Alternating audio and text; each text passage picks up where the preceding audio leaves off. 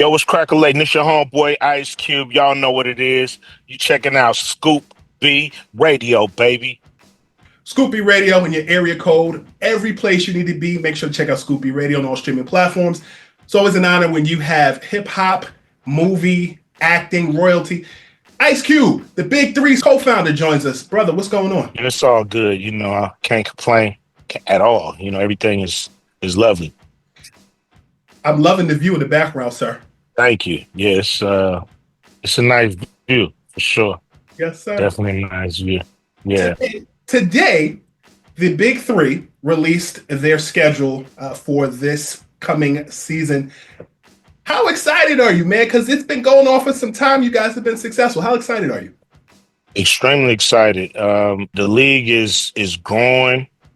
People have anticipated this season coming back around. The fact that it's summer in the city, meaning we plant our flag in 8 cities this year, hopefully to grow from there. Mm-hmm. But we're starting off with 8 great areas, and so this is just what the doctor ordered. We knew, in success, this is where we would want to be. Did you ever anticipate, or have you ever given any thought, rather, to the Big Three potentially going overseas? Of course. That's been part of the long play. We're going to Australia this year. We're being hosted by the NBL, which is a great, pro league in Australia. Probably the second best league in the world. Look, exhibition games. We feel like we can, hopefully start a Big Three Australia one day, Big Three Asia, and just continue to have these leagues all over the world, and playing a giant tournament at the end. So we got a long game, as they say. Of course. Listen, I'm very curious. When we spoke last summer, we discussed LeBron James, and just all of the I guess the fodder that's been going on. You are in sunny Los Angeles. You are forever LA lifer. Have you given much thought as a father, all of the things that are going on with both Stephen A. Smith and LeBron James? Yeah. As a father, it's your job to protect your family. But it's also Stephen A.'s job to critique professional college basketball players, even high school. Mm-hmm. So, everybody's doing what they're supposed to do. Sometimes you need to be heard. You need to listen. And sometimes you need to have an answer back. And that's fine. Two people don't have to agree all the time. Sure. This come to blows thing, that wouldn't have been cool in no way, shape, or form, and nobody would have been in the right. Maybe the person defending themselves, but at the end of the day, everybody can be, is privy to their opinion. And as a father whose son is in the entertainment business, I can't protect him from his critics. He can only do what he needs to do. I'm not here to protect him from his critics, especially the professional ones. The side ones, maybe, yeah, but people who paid to critique his performances, that's what they paid to do. They may not like it. I have to deal with them. And then, I look at LeBron and LeBron, he said what he said. Mm-hmm. He probably don't want to do that again to another reporter, but he probably will, but he probably don't want to. Yeah. He know LeBron, his son gotta hold his own out there on the court and in the media. Oh yeah. You talked about parenting, and you talked about your son. Everybody saw Straight Outta Compton. I thought he did a remarkable job of playing you. How did it feel to see your son nail his part of you in Straight Outta Compton? it's hard to explain, um, because it's nothing I could really equate it to. But maybe a guy played on the team that won the Super Bowl, and then you see your son play on the same team and win the Super Bowl. So by him, I got famous through NWA, Hmm. and he got famous through NWA. So it's like we came through the same, pathway to stardom. And so that's kind of surreal in a lot of ways. It's playing me. Um, it's a part in the movie where he say, "Ryan, I need my money because I got a baby on the way." Well, Hmm. he was the baby on the way, so Hmm. that's crazy too. Hmm. He's talking about himself. So it's a lot of them moments in that movie. Cube, I got to be honest with you. Friday for me got me through college. I remember I went on a quick road trip to Florida, and I went to Walmart, and I went to the sale aisle, and I went to the DVD aisle and got Friday, and I used that to watch over and over again in between final exams and writing papers. And I was quoting it so much, it would get on my late mother's nerves. Will you shut up about Friday? Can you talk about something else? For me, next Friday, Friday after next were definitely pivotal moments throughout my college career. Two-part question: how often do you hear stories like that?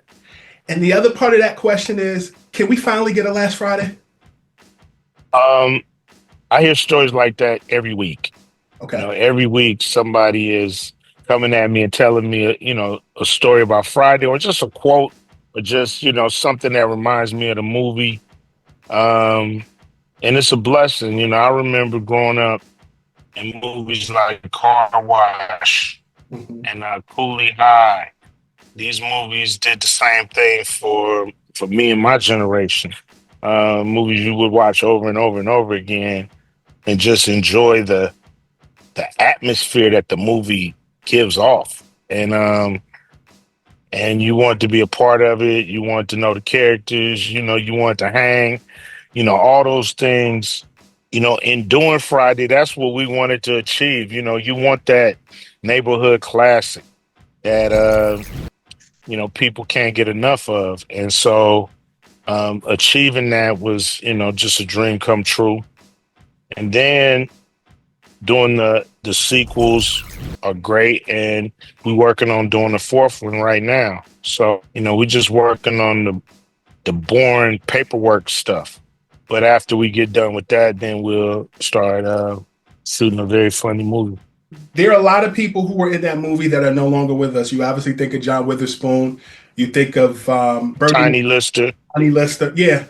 Bernie Mac, AJ Johnson, Yvette. It's like it's a lot of people that are no longer here. Is that difficult to pull off? Well, it is in some ways, but it's life. You like Friday because it's a hyper funny way to look at real life. Hmm. Um, some of the stuff that's happening in it, but we're just looking at it in a comedic way. And so, um, death and tragedy, and we look up how many people are missing in our lives since Friday came out in 1995. They not here no more.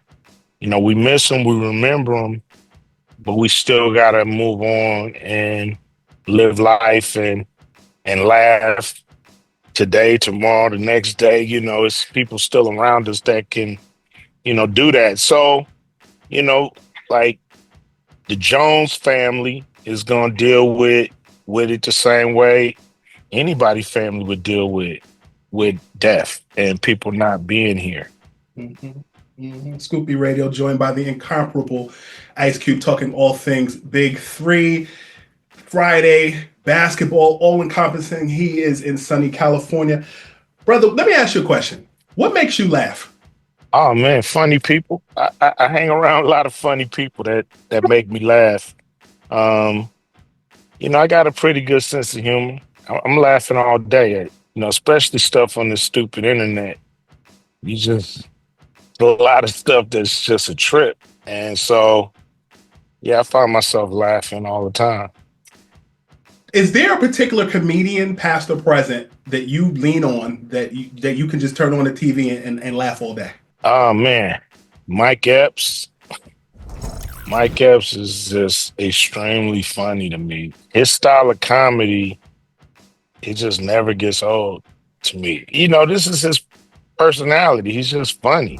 Like if you was to hang around him, I'm like that with John Witherspoon too. But Mike Epps is more in my, I guess, in my generational class. So his comedy is, he always has hit a bullseye with me, and so he's somebody I could look at all day and laugh.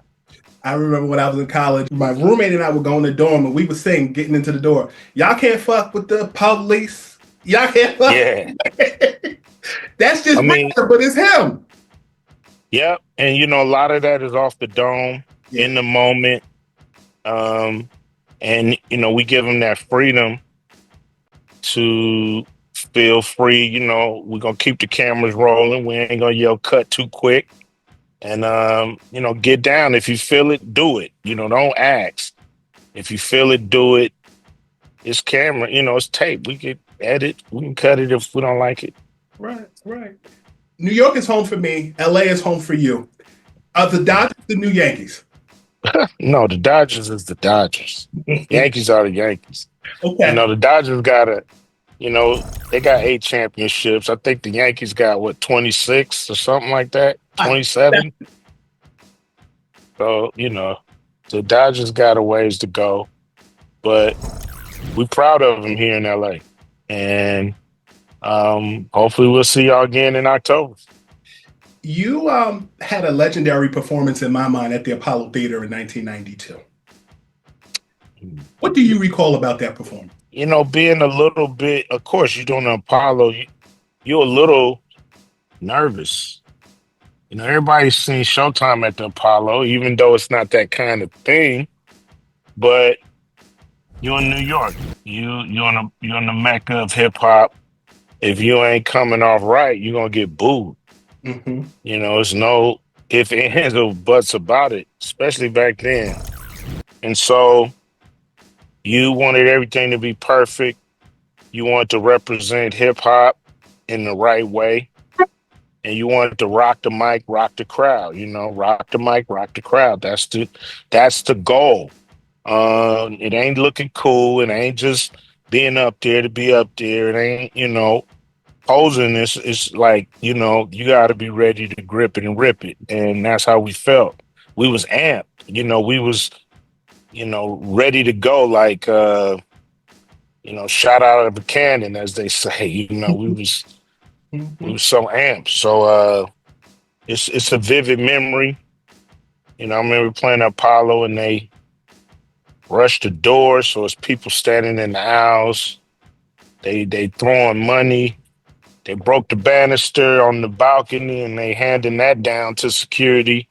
And it was pandemonium in there.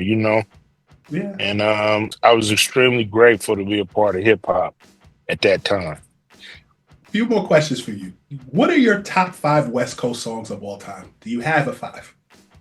Oh man, jeez. Probably 6 in the morning. Mm-hmm. Man, Boys in the Hood. Okay.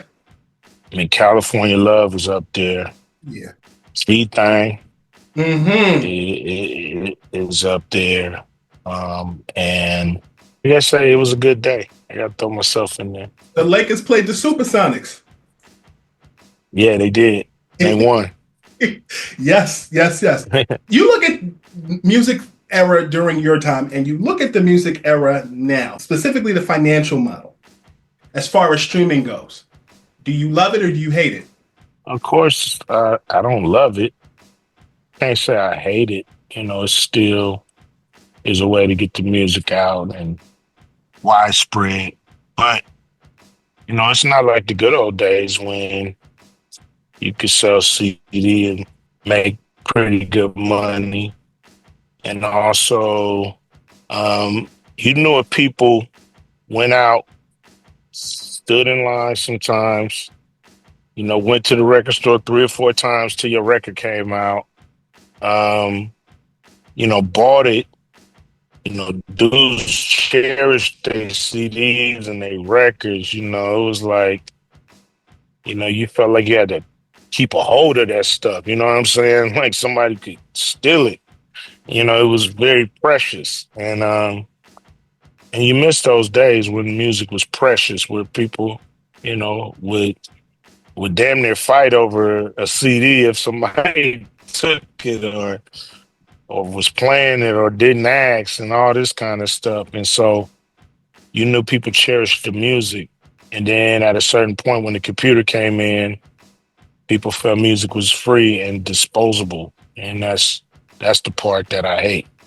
We need Pinky and Michael Blackson in there fighting for y'all to get y'all music played. Yeah. Yeah, no doubt. No doubt. The Lakers and the Clippers, they're both running LA right now. We talked a lot about the Lakers. Have you watched the Clippers, and what do you like about this team? I've looked at the Clippers a little bit, and they got players. Kawhi, the Beard. These are all players that they got that are formidable. So we'll see what they do. I still got to bet on the Lakers. And Luka is in town running things. He's guiding things. I wouldn't say running things yet. He's still finding his way. It's a new squad. We'll see if they'll gel in time to make a run. I like it, brother. You answered all my questions, but most importantly, you headlined and you showcased what you're doing with the Big Three, which is making runs in Australia. I think that's freaking huge. Yeah, it's big, man. And the cooperation that we getting with the NBL is different than, of course, what's happening here. And it makes all the difference in the world. And I think people love our sport. We got star power. We got a great game in the summer when there's not a lot of other, sports going around that the culture can get into. And so we feel like it's perfect, man. Like season 8, summer in the city, come hang with the Big Three. You often have guys who are somewhat associated with basketball. So, like if you go to Boston, you see Jaylen Brown. You go to LA, you got James Harden, so to speak, or various people who are attached to that particular city. Now, Australia, you got to get Luke Longley and you got to get Ben Simmons. Who do you have in mind to sit courtside? I mean, whoever's available, whoever's there, we're gonna, hopefully we can bring a few stars with us. But Australia, they probably got their stars. They want to get them courtside seats, so we're gonna accommodate, man. We're gonna put on a show. Hopefully, everybody that want to come with a name or without a name is invited. So come on through. Q, always good to talk to you, brother. Thank you for making time for me. Salute, Scope. Take it easy, man. Man, I'll talk to you.